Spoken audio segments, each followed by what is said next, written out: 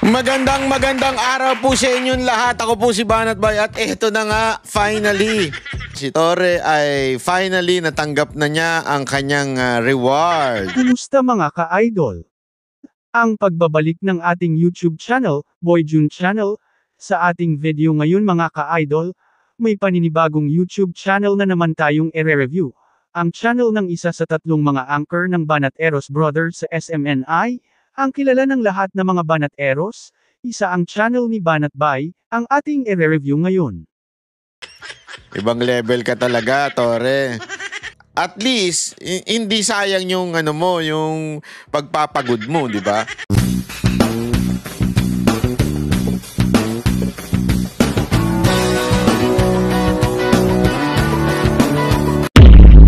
Kasi mantakin mo kung sakasakaling hindi siya ginawang PNP chief, naku, that is a sad story. Sa dili pa tayo mag-umpisa ng ating video, huwag sanang kalimutang mag-subscribe, like at comment. At dito sa video natin ngayon, ating alamin kung magkaano na ba ang kanilang mga sinasahod sa YouTube, o estimated revenue ng kanilang mga channel. Disclaimer lang mga ka-idol, ang lahat ng mga binabanggit ko dito ay estimated ko lamang, gamit ang isang website na ang Social Blade. Ang Social Blade ay isang public website na kahit sino ay pwedeng tumingin dito. At maaari ninyong makita ang lahat ng YouTube sahod o estimated revenue ng inyong mga kilalang mga vloggers, or mga content creators na inyong nakilala. Ang layunin natin dito ay para makapagbigay ng inspirasyon sa ating mga maliliit na mga vloggers katulad ko. Nag-join dito sa YouTube noong bulan ng July 11, 2011, may video views itong umaabot ng 334,680,259, at may subscribers itong umaabot ng 1.24 million. At dito na tayo sa kanyang official website, ang Social Blade, at dito ating makikita ang kanyang subscribers na umaabot ng 1.24 million, at dito naman sa kanyang video views, umaabot ito ng 334,594,052, at may upload video itong umaabot ng 8,149, at nag-umpisa itong mag-vlog noong July 10, 2011. At dito sa kanyang grade, Bay, at dito naman sa kanyang Social Blade rank, pang 63,272, at dito naman sa kanyang subscribers rank, pang 1,281, at dito sa kanyang video views rank, pang 70,274, at dito naman sa kanyang Philippines rank, pang 234 po ito, at dito naman sa kanyang people rank pang 853 po ito. At dito na tayo sa kanyang the last 30 days na subscribers, may nakukuha itong 60,000. At dito naman sa kanyang the last 30 days na video views, may nakukuha itong 15 million sa loob ng isang bulan. At dito na tayo sa kanyang daily channel metrics, at dito ating makikita ang kanyang the last 14 days na subscribers, video views at ang kanyang estimated earnings, ating makikita ang mga nakadagdag dito.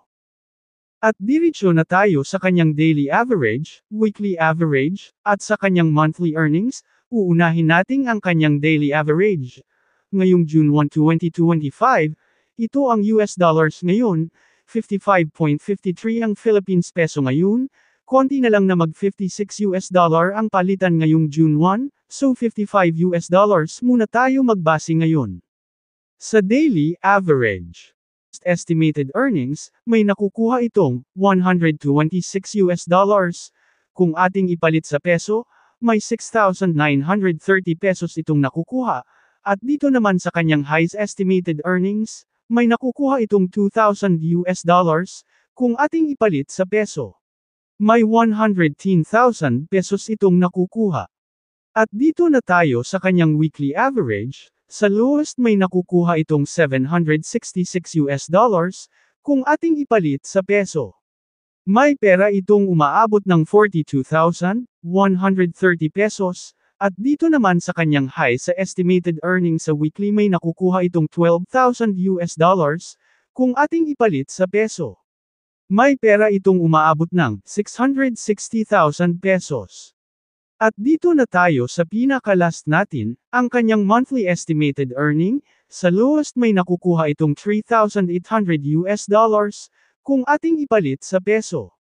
May pera itong umaabot ng 209,000 pesos, at dito na tayo sa kanyang monthly estimated earnings sa highs, may nakukuha itong $60,000 kung ating ipalit sa peso. Umaabot ito ng 3,300,000 pesos na pera, wow! Ang laki ng kikitain na Sir Banat Bay ngayon bulan ng June 2, 2025.